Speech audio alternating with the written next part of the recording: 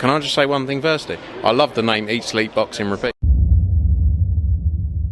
Welcome back to ESBR Boxing's YouTube channel. Delighted to be joined by Elliot this week for more previews. Not Elliot Grigg, as some of you are maybe accustomed to saying on the preview show. We've got Elliot Stott, but yeah, I'm more than happy a replacement. But big shoes to fill with Grigg not on. So yeah, as I said, preview time. This for a WBO World Lightweight title fight happening at the Scope Arena in Norfolk. Keyshawn Davis in action against Edwin de los Santos. But before we get into it and give our thoughts and stuff, if you're not doing so already, please do subscribe to the YouTube channel, like this video, drop us in the comments your thoughts on the fight. And yeah, another big one here, as I mentioned, stateside this weekend. Keyshawn Davis undefeated, and he's taking on Edwin de los Santos, who has challenged for the SHAKUR Stevenson's WBC belt before. But yeah, we'll come on to a couple of talking points in a minute, Elliot. But first and foremost, please give me your thoughts and your prediction. Now just days away from this fight. Yeah, look, I think Keyshawn Davis, his last two fights, he's looked really good, hasn't he? Had that fight against Gustavo Lemos, where Lemos came in, I think it was like 6 pounds overweight, something like that, and a lot of people wondering, right, how's he going to get on against this guy who's going to be much bigger than him? And yeah, knocked him out in the second round, which was just something I don't think many people were predicting at all. And then when he actually fought for the world title against Denis Berinchyk, he was the favorite, but I wasn't so sure. Berinchyk was um, undefeated at the time, experienced, and he destroyed him. He really did. So I think his last two fights, he's looked really impressive. However, he's still young. This is his only first defense, so they're not going after maybe kind of a top contender just yet. De Los Santos had that fight against Shakur Stevenson, which was a contender for the worst fight of the year. And for whatever reason, hasn't been out since then. So that's a bit of a concern of mine going into this one. First fight in over 18 months for him. Yeah, for sure, mate. Few good points there. I think I can't really disagree. I mean, I think when you look at Santos on paper, he's clearly a big puncher. But as you mentioned, for one reason or another, not fighting it since November 2023. As you said, that stinker against Shakur Stevenson.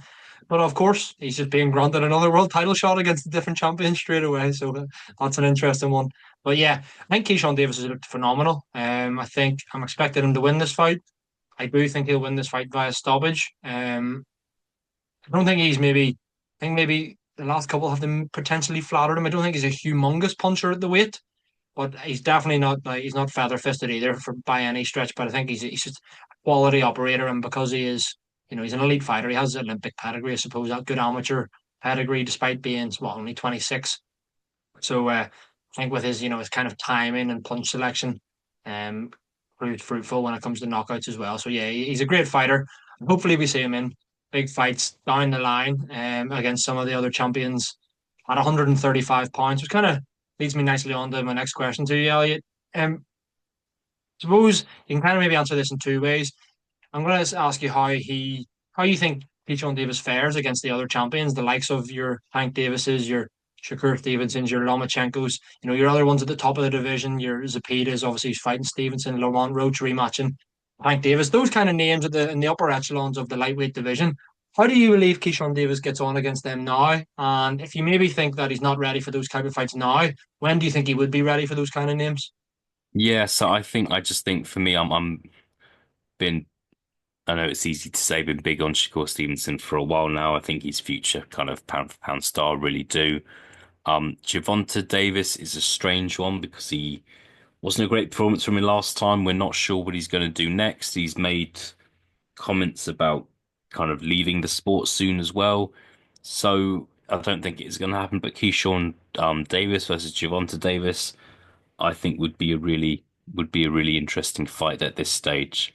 I just think, as I mentioned earlier, Keyshawn Davis is still very young, so I just don't think there's a rush to call out Shakur Stevenson, Gervonta Davis, or kind of move up to or move up in weight and kind of fight one of the guys at 140. I don't think he needs to do that next.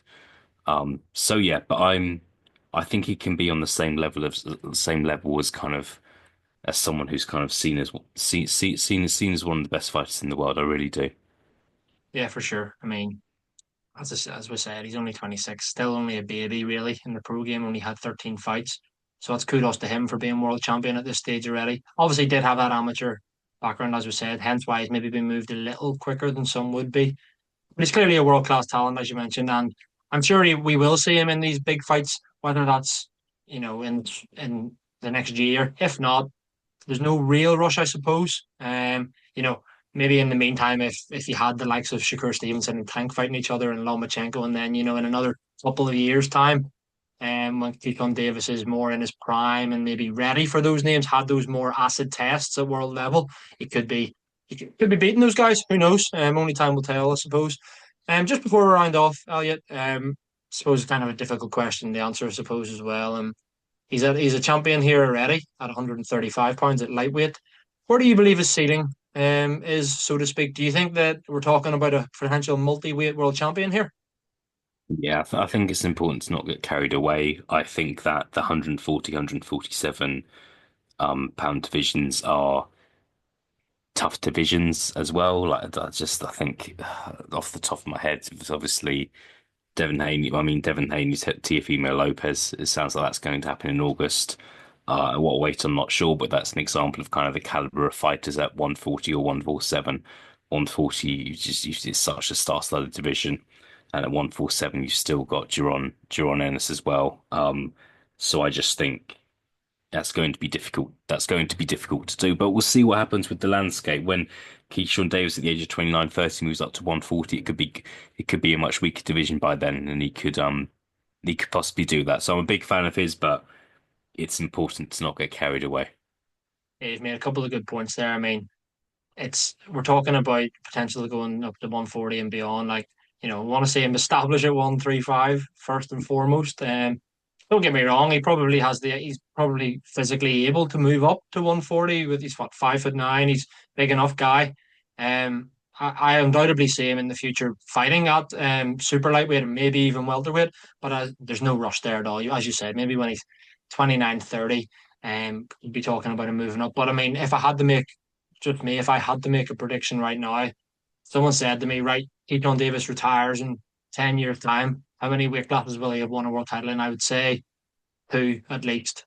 That's what I would say. So that's my kind of thoughts on it. So yeah, we're both going with. I feel like we're both going with the champion here to make a successful first defense. Elliot, is he going to win it on points, or do you feel like he's going to get a stoppage?